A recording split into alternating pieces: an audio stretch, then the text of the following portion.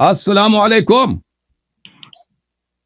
وعلیکم السلام ورحمۃ اللہ وبرکاتہ. علامہ صاحب کیسے ہو؟ ٹھیک ٹھاک ہو؟ ہم پشاور اللہ سے تعالیٰ ہیں. کا احسان، اللہ تعالیٰ کا احسان ہے. تھینک یو سر، اللہ آپ کو جزائے خیر دے.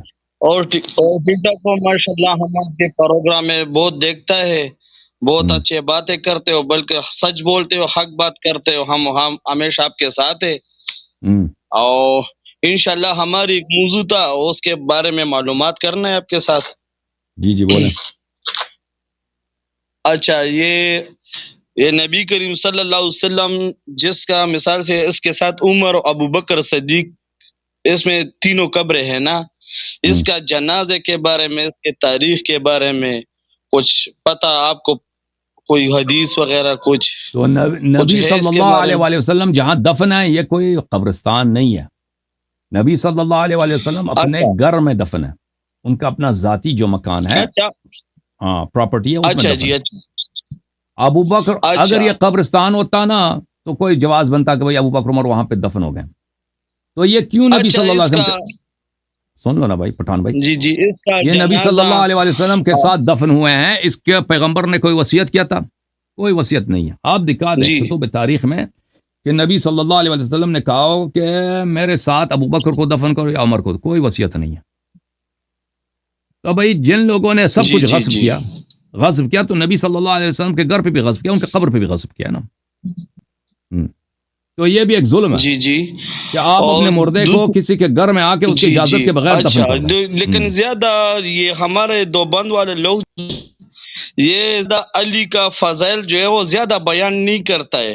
وہ یہ لوگ چھپاتے ہیں چوری چپکے سے چھپاتے ہیں، حق نہیں بولتے اس کا واضح. لیکن جب ہمارا یہ عالم بولتا ہے نا، علی جو ہے نا علم کا دروازہ ہے، اللہ کے رسول اللہ شہر ہے دین کا، لیکن میں شہر ہوں اور علی دروازہ ہے. یہ بات مانتے جب اس کے ساتھ یہ بات ہی ظاہر کرتا ٹھیک ہے بھائی، ٹھیک ہے، آپ صحیح فرما رہے ہے. کوئی کیا بولتے ہو، ہم آپ کے زیادہ آپ کے بات کرتے ہیں، لیکن آپ کے پروگرام میں ہم سنتے آ رہے ہیں. لیکن یہ بات یہ زیادہ، لیکن 300 آیات قرآن مجید میں اس پر نازل ہے علی پر، ہم اس کو یہ بات بولتے ہیں وہ مانتے نہیں ہیں. اللہ تعالیٰ ان کو ہدایت دے بھائی، ٹھیک ہے نا، یہی کہہ سکتا.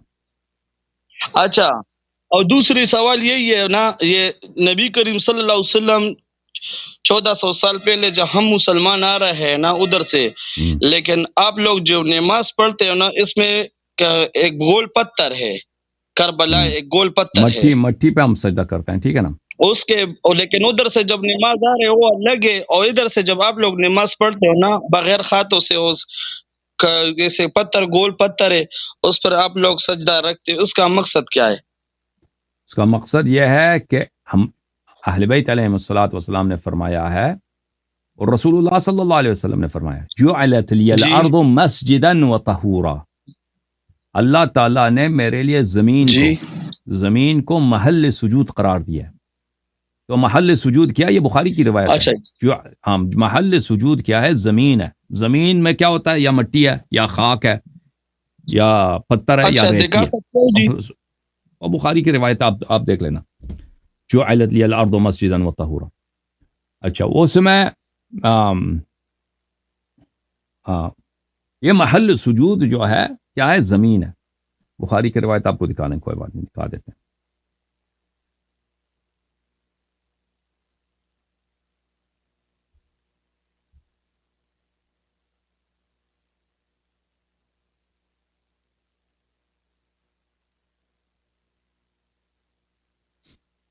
محترم ناظرین، یہ بخاری ہے، چاپ دار احیاء التراث العربی 2001 میں بیروت لبنان میں چھپی ہے. یہ کتاب التیمم ہے. وَجُعِلَتْ لِيَ الْأَرْضُ مَسْجِدًا وَطَهُورًا. ارض میرے لیے محل سجود ہے. محل سجود کیا ہے؟ ارض کس کو بولتے ہیں؟ زمین کو. زمین یا پتھر ہے، یا ریت ہے، یا مٹی ہے، ٹھیک ہے نا. آپ فرش پہ سجدہ کریں، یہ فرش زمین نہیں ہے، ٹھیک ہے نا. اہل بیت طاہرین علیہ السلام نے فرمایا ہے کہ 3 چیزوں پہ آپ سجدہ نہیں کر سکتے. یہ کیونکہ یہ دنیا والوں کے رب ہیں، دنیا والوں کا الہ ہے، دنیا والوں کا معبود ہے. وہ کیا ہے؟ ایک جو مہنگی پتھریں زمین سے نکالی جاتے ہیں، معدنیات، مثلا سونا ہے، چاندی ہے، یا قیمتی جو پتھر ہے، یہ دنیا والوں کا الہ ہے۔ دوسرا جس چیز پہ سجدہ نہیں کر سکتے وہ کپڑا ہے، پہننے والی چیزیں، یہ دنیا والے اس سے عیش کرتے ہیں، یہ ان کا معبود ہے۔ اور تیسرا کھانے کی چیزیں، یہ دنیا والوں کا معبود ہے، اہل دنیا ان کی عبادت کر، زندگی ان کی اسی لیے گزرتی ہے، تو ان چیزوں پہ سجدہ نہیں کر سکتے۔ اس کے علاوہ ہر چیز پہ سجدہ کر سکتے ہیں، لیکن بہترین چیز کیا ہے؟ زمین ہے، مٹی ہے، مٹی۔ اور مٹی جو ہے، کیونکہ سجدے کا مطلب کیا ہے کہ انسان اپنے آپ کو ذلیل کر دیتا ہے، چھوٹا کر دیتا ہے، تذلل کا نام ہے اللہ کے سامنے، کہ سب سے پیارا جو حصہ ہے انسان کا چہرہ، اس کو آپ خاک پہ رکھ دیں، تو اس میں زیادہ تذلل ہے، اس میں زیادہ اپنے نفس کی تصغیر اور تحقیر اور اللہ کے سامنے اپنے آپ کو چھوٹا کرنا ہے، تو مٹی پہ ہونی چاہیے، ٹھیک ہے نا؟ تو ہمارے مذہب میں مٹی دوسروں چیزوں سے بہتر ہے، اور مٹی میں سب سے بہترین مٹی جو ہے کربلا کی مٹی ہے، کربلا کی مٹی ہے۔ حضرت امام جعفر صادق علیہ السلام کی حدیث ہے کہ اگر کوئی شخص کربلا کی مٹی پہ سجدہ کر دیتا ہے تو اس کے جو نماز ہے، نماز جب انسان پڑھ لیتا ہے تو وہ مختلف چیک پوائنٹ سے گزرتا ہے، 7 چیک پوائنٹ ہوتے ہیں، ملائکہ طہارت چیک کرتے ہیں، قرات چیک کرتے ہیں، وقت چیک کرتے ہیں، شرائط خلوص وغیرہ چیک کرتے ہیں، اللہ کے پاس جاتا ہے۔ لیکن اگر کوئی کربلا کی مٹی پہ نماز پڑھے تو امام حسین علیہ السلام کی برکت کی وجہ سے، ان کی شرافت کی وجہ سے اور ان کے احترام میں ملائکہ اس نماز کو چیک نہیں کرتے، وہ سیدھا چلا جاتا ہے اللہ تعالیٰ کے پاس نماز۔ تو یہ کربلا کی مٹی کی اہمیت ہے۔ تو ہم جس ٹکی پہ ہم سجدہ کرتے ہیں وہ کربلا کی مٹی ہو، کوئی چیز نہیں ہے، کربلا سے کی مٹی ہوتی ہے، پانی سے ملا کے اس کو سخت بنایا جاتا ہے، اس پہ ہم سجدہ کرتے ہیں۔ اگر کوئی اس سے پانی نہ ملائے نا، ٹکی نہ بنائے، اوپن رکھ دے، کھلا ہوا مٹی ہو، یعنی پاؤڈر کی شکل میں جیسے مٹی ہوتی، وہ بھی کوئی حرج نہیں ہے، لیکن اس کو رکھنا مشکل ہوتا ہے، اس کی حفاظت کرنا مشکل ہوتا ہے، اس طرح سے، ٹھیک ہے نا؟ تو ہم کس پہ سجدہ کرتے ہیں؟ مٹی پہ اس لیے سجدہ کرتے ہیں کیونکہ اس کو دیکھیں، میں آپ کو دکھا دوں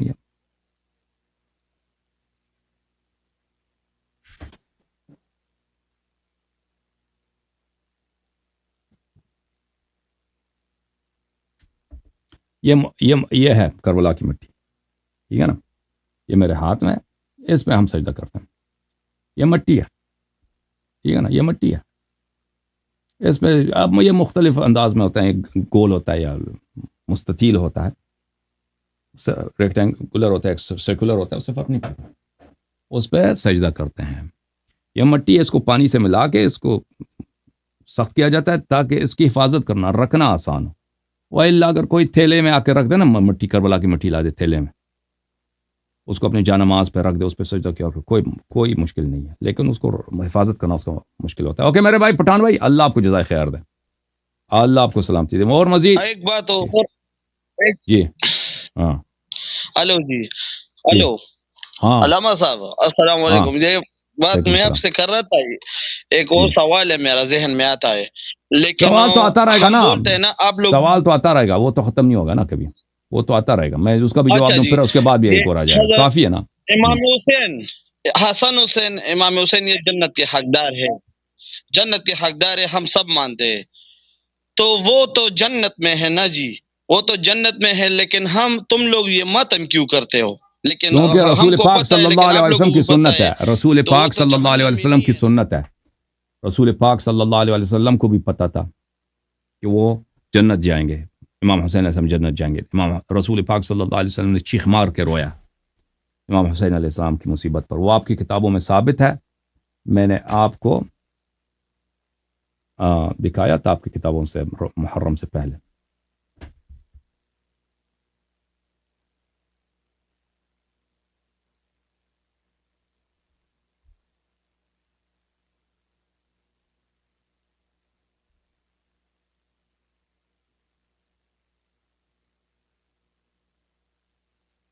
ایک منٹ میں دکھا دیتا ہوں روایت۔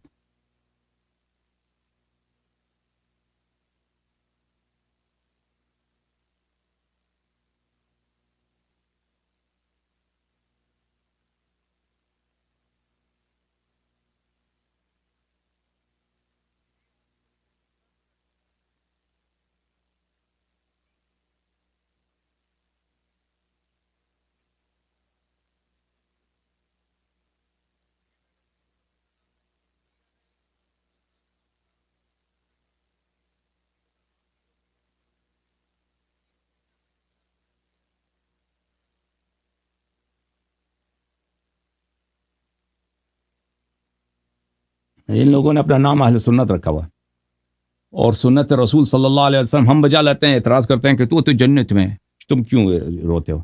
المنتخب، کتاب المنتخب من مسند عبد بن حمید، تألیف الحافظ عبد بن حمید، متوفى سنہ 249، چاپ عالم الکتب، کتاب چھپی ہے بیروت میں۔ ملاحظہ فرمائیے اس کتاب میں آپ کو لے کے چلتے ہیں صفحہ نمبر 442 میں، حدیث ام سلمہ، حدیث نمبر 1533، ملاحظہ فرمائے اگلے صفحے پر۔ بلی ام سلمہ رضی اللہ تعالی عنہا فرماتی ہیں کہ امام حسین علیہ الصلاۃ والسلام رسول پاک صلی اللہ علیہ وسلم کے پاس آئے، فسمعت نحیب رسول اللہ صلی اللہ علیہ وآلہ وسلم، میں نے دیکھا کہ رسول پاک صلی اللہ علیہ وسلم چیخ مار کے رو رہے ہیں، چیخیں مار کے رو رہے ہیں۔ نحیب کس کو بولتے ہیں؟ چیخیں مار کر رونے کو بولتے ہیں۔ میں نے کہا کہ یا رسول اللہ کیا ہوا؟ قال انما جاء جبريل عليه السلام وهو قاعد على بطني قائد فقال لي اتحبه؟ قال نعم. قال ان امتك ستقتله، الا اريك التربة التي يقتل بها؟ قال فقلت بلى، فضرب بجناحه فاتاني بهذه التربة فاذا في يده تربة حمراء وهو يبكي يا ليت ويقول يا ليت شعري من يقتلك بعد۔ تو انہوں نے رسول پاک صلی اللہ علیہ وسلم نے چیخ مار کے رویا۔ میں آئی ہوں، میں نے پوچھا کیا ہوا یا رسول اللہ صلی اللہ علیہ وسلم؟ کہا کہ یہ میرے ساتھ تھے، میرے سینے پہ تھے امام حسین علیہ السلام، تو جبرائیل آئے۔ فرمایا آپ ان سے کتنا پیار کرتے ہیں؟ میں نے کہا میں بہت پیار کرتا ہوں۔ فرمایا آپ کی امت ان کو قتل کر دے گی، اور آپ چاہتے ہیں کہ میں کربلا کی مٹی جہاں پہ یہ شہید ہو جائیں گے وہ مٹی آپ کو لے کے آؤں۔ تو فرماتے ہیں کہ میں نے کہا کہ آ لے کے آؤں۔